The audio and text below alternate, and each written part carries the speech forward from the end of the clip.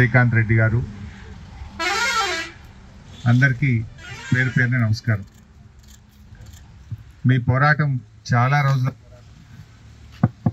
గతంలో మా మీద కూడా పోరాడిండ్రు మీరు. అయితే ఆ రోజు ఇదే రేవంత్ రెడ్డి గారు మీ దగ్గరికి వచ్చి కేసీఆర్ను గద్దె దించండి, నేను గద్దె మీద కూర్చోగానే ఛాయ్ తాగినంత సేపట్లో పనిచేస్తా అన్నాడు.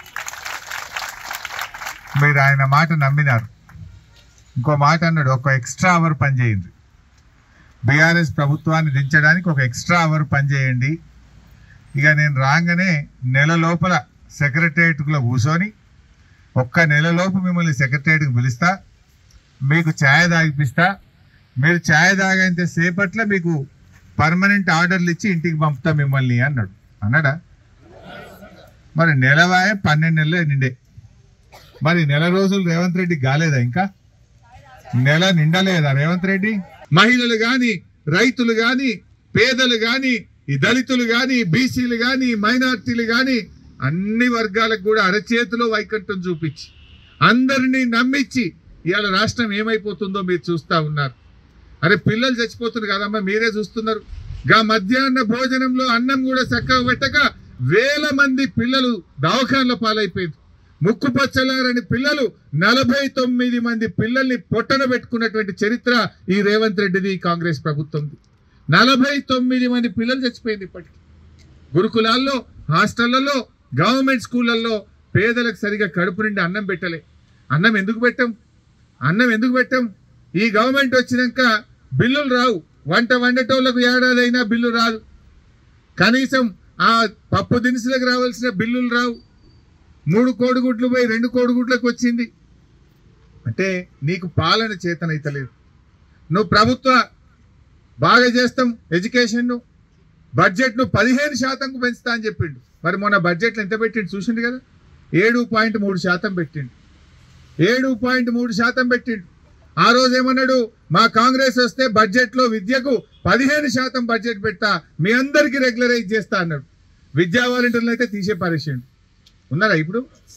ఏమన్నాడు ఆ రోజు మీ స్పీచ్ని ఏకశిలా పార్క్ దగ్గర చెప్పిండు, విద్యా వాలంటీర్లకు కూడా జీతం పెంచుతా, విద్యా వాలంటీర్లు మంచిగా చూసుకుంటా, సర్వశిక్ష అభియానులకు బేసిక్ పే ఇస్తా, రెగ్యులరైజ్ చేస్తా అని మాట్లాడిండు కదా. మరి విద్యా వాలంటీర్లు అయితే మొత్తానికే వీకేసిండు, సర్వశిక్ష అభియానులను రోడ్ ఎక్కించిండు. మీరు కూడా ఓపిక పట్టిండ్రు. కొత్తగా ఆయన నెలన్నా మీరేం తొందర పడలే, ఆయన ఛాయ్ తాగినంత సేపు అన్నా మీరు తొందర పడలే. నెల కాదు 12 నెలలు ఒప్పుక పట్టింది కదా. ఓ ఏడాది ఉత్సవాలని తెగ ఉత్సవాలు చేసుకున్నాడు. చేసిందేం లేదు, ఉదారకంగానే ఉత్సవాలు అయితే చేసిండు. 9 రోజులు లేజర్ షోలు, విమానాల షోలు, రంగురంగుల అద్దాలు పెట్టుకొని చూస్తుండిన, కళ్ళద్దాలు పెట్టుకొని చూసిండు కదా, కలర్ఫుల్ అద్దాలు పెట్టుకొని చూస్తుండు. విమానాలను, లేజర్ షోలను, మ్యూజిక్ షోలను, డాన్సులు.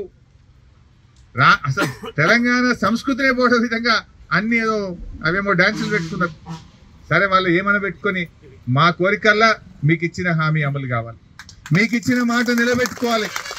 మీరు నమ్మి గెలిపించింది కదా. ఇప్పుడు మొన్న అన్నాడు, 1 గంట ఎక్కువ పని చేయదు చెల్లెళ్ళారా కేసీఆర్ను బీఆర్ఎస్ను దించుండి అన్నారు. ఇప్పుడు 4 గంటలు ఎక్కువ పని చేద్దాం అందరం కలిసి, ఇది ఎట్లా అమలు కాదో చూద్దాం. 4 గంటలు ఎక్కువ పని చేయాలి. ఇప్పుడు ఆయనకే పెట్టాలి సురుకు. అప్పుడు గంట ఎక్కువ పని చేయమని, ఇప్పుడు 4 గంటలు ఎక్కువ పని చేయండి. సోషల్ మీడియాలో తక్కువ తిడుతురా జనాలు. హైడ్రా బాధితులు, మూసి బాధితులు, ఇండ్లు గులగొట్టుడు తప్ప ఏడాదిలో ఒక ఇల్లు కట్టిండా? ఒక్కొక్క హైడ్రా బాధితులు ఎట్లా తిడుతున్నారు, మూసి బాధితులు ఎట్లా తిడుతున్నారో చూస్తారు కదా సోషల్ మీడియాలో. వాటిని ఫార్వర్డ్ చేయండి మీరు కూడా.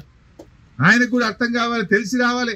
సర్వశిక్ష అభియాన్ ఉద్యోగుల సత్తా ఏందో రేవంత్ రెడ్డికి అర్థమయ్యేటట్టు 4 గంటలు ఎక్కువ పని చేయండి మీరు కూడా. మీరందరూ విద్యావంతులు, చదువుకున్న వాళ్ళు. రేపు గ్రాడ్యుయేట్ ఎమ్మెల్సీ ఎన్నిక వస్తుంది, తుక్కు ఓడగొట్టుంది కాంగ్రెస్ వాళ్ళు. అప్పుడు అర్థమవుతుంది సర్వశిక్ష అభియాన్ ఉద్యోగుల సత్తా ఆయనకు అర్థం కావాలంటే గ్రాడ్యుయేట్ ఎమ్మెల్సీ ఎన్నికల్లో కాంగ్రెస్ తుక్కు ఓడగొట్టే ఆయన కళ్ళు తెరుస్తాడు. అప్పుడన్నా మరి ఆయన ఛాయ్ గుర్తొస్తుందో, ఆయన నెల రోజులు గుర్తొస్తుందో అర్థమవుతుంది. ఎన్ని మాటలు మాట్లాడి నోటికి వచ్చినట్టు హామీలు ఇచ్చింది, ఎటువంటే చెప్పి ప్రజల్ని నమ్మించి. ఎందుకంటే ఆ పుణ్యాత్ముడు దేవుళ్ళ మీద ఒట్టు పెట్టినోడు, ఏదంటే అది పెడతాడు.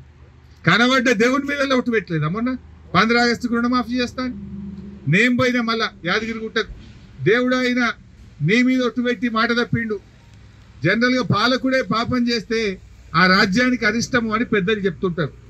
ఏమన్నా తెలంగాణ కరువు ఇక్క మొన్న భూకంపం వచ్చింది, గీసొంటి ఏమైనా రాయికైనా దేవుడి మీద ఒట్టు పెట్టుకొని ఆగం పట్టించిండ. నేను దేవుని దగ్గరికి పోయి దేవుడా ఈ పాపాత్ముని క్షమించు, మా తెలంగాణ ప్రజల్ని కాపాడు అని యాదాద్రి గుడికి పోయినా. ఆడ కేసు పెట్టిండా మీద. నేనేమో తప్పు చెప్తున్నా? నువ్వు దేవుడి మీద ఒట్టు పెట్టి మాట తప్పినావు, మోసం చేసినావు. ఆ దేవుడికి ఏమైనా కోపానికి వస్తే పబ్లిక్ ఆగమవుతారేమో. దేవుడా ఈ రేవంత్ రెడ్డిని క్షమించు, ప్రజల్ని కాపాడు దేవుడా అని నా ఒట్టు ఆడ మొక్కేచ్చిన దేవునికి. గా మొక్కితే కూడా నా మీద కేసు పెట్టాడు. కేసులు తప్ప ఉన్నాయా రేవంత్ రెడ్డి పాలనలో? అన్ని ప్రశ్నిస్తే కేసులే, సోషల్ మీడియాలో పెడితే కేసులే. ఇది తప్ప ప్రజలకు ఇచ్చిన హామీలు అమలు చేసే ఆలోచన ఆయనకు రావడం లేదు. 5 ప్రైవేట్ యూనివర్సిటీలు ఇచ్చిండు రేవంత్ రెడ్డి వచ్చినాక. 5 అంటే విద్యను ప్రైవేట్ పరం చేస్తున్నాడు. ఆ రోజేమో మమ్మల్ని విమర్శించిండు. నేను అడుగుతున్నా రేవంత్ రెడ్డి, నువ్వు వచ్చినాక 5 ప్రైవేట్ యూనివర్సిటీలు ఎందుకు ఇచ్చినావు? అంటే విద్యను ప్రైవేటైజ్ చేయదలుచుకున్నావా? నువ్వు వచ్చిన తర్వాత ఈ రాష్ట్రంలో 2500 ప్రభుత్వ పాఠశాలలు మూతపడ్డాయి. ఈ విద్యా సంవత్సరంలో 2500 ప్రభుత్వ పాఠశాలలు మూత వేసిన చరిత్ర, ఆ ఘనత రేవంత్ రెడ్డిది, కాంగ్రెస్ ప్రభుత్వం.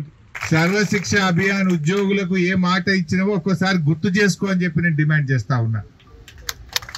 ఈ సందర్భంగా ఛాయ్ ఇచ్చే పుణ్యాత్ముడు ఆ రేవంత్ రెడ్డికి ఛాయ్ ఇచ్చే అటెండరో లేకపోతే ఆ పిఏనో లేదా ఆయన భార్య సతీమణికి కూడా నేను ఈ సందర్భంగా అప్పీల్ చేస్తా ఉన్నా. రేవంత్ రెడ్డి సతీమణి గారు, రేవంత్ రెడ్డి గారి పిఏనా, రేవంత్ రెడ్డి గారు అటెండర్, పొద్దుగాల ఛాయ్ ఇచ్చేటోళ్ళు ఎవరో, రేపు పొద్దుగాల ఛాయ్ ఇచ్చేటప్పుడు సర్వశిక్ష అభియాన్ ఉద్యోగులకు నువ్వు ఏ మాట ఇచ్చినావో గుర్తు చేయండి అని చెప్పి వారిని కూడా ఈ సందర్భంగా నేను కోరుతా ఉన్నా. ఎందుకంటే ఆయన మర్చిపోయింది. ఓడదాటి దాకా ఓడమల్లప్ప, ఓడదాటినాక బోడమల్లప్ప కథ ఉన్నది రేవంత్ రెడ్డిది. ఎన్ని చెప్పిండమ్మా? నేను మొదటి సంతకం రైతు రుణమాఫీ అన్నాడు.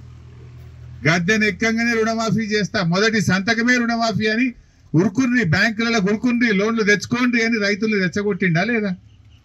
ఇవాళ ఏడాది నిండినా రైతు రుణమాఫీ కాలే. 4 కోట్ల ప్రజల్ని మోసం చేసిండు, 3 కోట్ల దేవతల్ని కూడా మోసం చేసిండు రేవంత్ రెడ్డి. దేవుళ్ళ మీద ఒట్లు పెట్టిండు. 15 ఆగస్టు కల్లా రుణమాఫీ చేస్తా అన్నాడు. 15 ఆగస్టు బాయే, డిసెంబర్కి వచ్చినా కూడా రుణమాఫీ ఈ రోజుకు పూర్తిగా అన్నటువంటి పరిస్థితి. అట్లా 6 గ్యారంటీలని బాండ్ పేపర్లు రాసిచ్చింది. బాండ్ పేపర్ల మీద రాసిచ్చిన ఏ ఒక్క గ్యారంటీ కూడా ఈ రోజుకు అమలుకు నోచుకోలేదు. మహాలక్ష్మిలకు 2500 అన్నాడు అక్క చెల్లెలకు, రైతులకు 15,000 రైతు భరోసా అన్నాడు, విద్యార్థులకు 5 లక్షల భరోసా కార్డు అన్నాడు, ఆసరా పెన్షన్ 4,000 అన్నాడు. ఏ ఒక్క హామీ కూడా అమలుకు నోచుకోని పరిస్థితి. మరి ముఖ్యంగా సర్వశిక్ష అభియాన్ ఉద్యోగులు ఆ రోజు రైట్ టు ఎడ్యుకేషన్ యాక్ట్ ఈ రాష్ట్రంలో అమలైతలేదని మాట్లాడినటువంటి మాటలు. నువ్వు ఏడాది అయింది కదా రేవంత్ రెడ్డి, ఏమైంది రైట్ టు ఎడ్యుకేషన్ యాక్ట్ ఎందుకు అమలు చేస్తలేవో అని నేను అడుగుతా ఉన్నా. అంటే ప్రతిపక్షంలో ఒక మాట, అధికారంలో రాగానే ఇంకో మాట మాట్లాడతావా? మా సర్వశిక్ష అభియాన్ ఉద్యోగులకు ఆ రోజు వరంగల్లో ఏకశిలా పార్క్ ముందు ధర్నా చేస్తుంటే నువ్వు ఆ ధర్నా దగ్గరికి పోయి సెప్టెంబర్ 13వ తేదీ అనుకుంటా, సెప్టెంబర్ 13, 2023 సంవత్సరం నాడు నువ్వే ఆ ధర్నా దగ్గరికి పోయి నేను రాగానే నెల రోజుల్లో మిమ్మల్ని పిలుచుకుంటా, మీ ఉద్యోగాలు పర్మనెంట్ చేస్తా అని చెప్పినటువంటి నీ మాటలు నీటి మూటలైపోయినాయా? నీ మాటలు ఎందుకు మర్చిపోయినావు? నువ్వు మర్చిపోయినావు.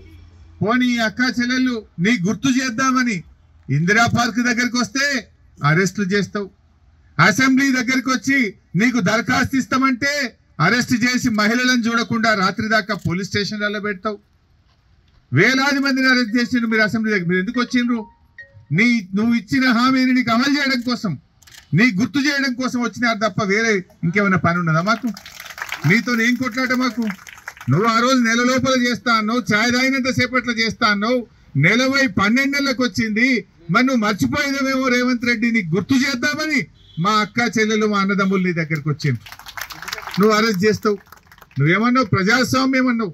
ఎవరైనా ధర్నాలు చేయొచ్చు, ఎవరైనా దరఖాస్తులు చేయొచ్చు అన్నావు. నీ ప్రజాభవన్కి వచ్చి దరఖాస్తు ఇస్తే దిక్కులేదు, ధర్నా చేస్తా అంటే అరెస్ట్ చేస్తావు, ప్రశ్నిస్తే కేసులు పెడతావు. ఇదేనా నీ ప్రజాపాలన? నేను అడుగుతా ఉన్నా. ఇప్పటికైనా రేవంత్ రెడ్డి గారు తక్షణమే రేపా ఎల్లుండా ఈ అసెంబ్లీ సమావేశాలు ప్రారంభమయ్యేలోపు మా సర్వశిక్ష అభియాన్ అక్క చెల్లెలను పిలిచి మాట్లాడి నువ్వు ఇచ్చిన మాటకు నిలబెట్టుకోవాలని చెప్పి నేను డిమాండ్ చేస్తా ఉన్నా. నేను మొన్న ఎక్కడనో ఇదే మాట్లాడినా. యనుమల రేవంత్ రెడ్డి అని పేరు, కానీ నీ ఏడాది పాలన చూసిన తర్వాత నువ్వు యనుమల రేవంత్ రెడ్డి కాదు, నువ్వు ఎగవేతల రేవంత్ రెడ్డి అయిపోయినావు అన్న. ఇది అన్నందుకు నా మీద కేసు పెట్టారు. నేను అన్నది ఏమన్నా తప్పున్నదా? నేనేమన్నా? నువ్వు 4,000 పింఛన్ అన్నావు, ఎగ్గొట్టినావు. 15,000 రైతు భరోసా అన్నావు, ఎగ్గొట్టినావు. 2 లక్షల రుణమాఫీ చేస్తా అన్నావు, ఎగ్గొట్టినావు. విద్యార్థులకు 5 లక్షల భరోసా కార్డు అన్నావు, ఎగ్గొట్టినావు.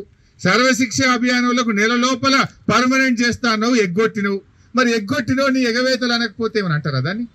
ఎగవేతల రేవంత్ రెడ్డి అంటే నా మీద ఇప్పుడు మానకొండూరు పోలీస్ స్టేషన్లో ఓ కేసు ఉన్నది, హైదరాబాద్లో బేగం బజార్లో ఒక కేసు పెట్టిండు. నేను చెప్పిన ఇవి ఒక కేసు 2 కేసులు భయపడేటువంటి కాదు. తెలంగాణ ఉద్యమంలో 350 కేసులు అయినా జై తెలంగాణ అని కొట్లాడిన బిడ్డ.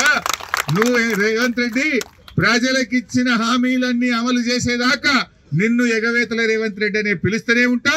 నువ్వు ఒక్క కేసు కాదు 1,00,000 కేసులు పెట్టినా నీ వెంట పడతా అని చెప్పడం జరిగింది. ఈరోజు మీరు కూడా ఆలోచన చేయాలి. నమ్మించి మోసం చేసిండు, ఎన్ని వర్గాలను మోసం చేసిండో మీరు ఆలోచించండి. మరిన్ని వీడియోస్ కోసం ఛానల్ ని సబ్స్క్రైబ్ చేయండి. లేటెస్ట్ అప్డేట్స్ కోసం వాట్సాప్ ఛానల్ ని ఫాలో అవ్వండి. ఆ లింక్ డిస్క్రిప్షన్ లో ఉంది.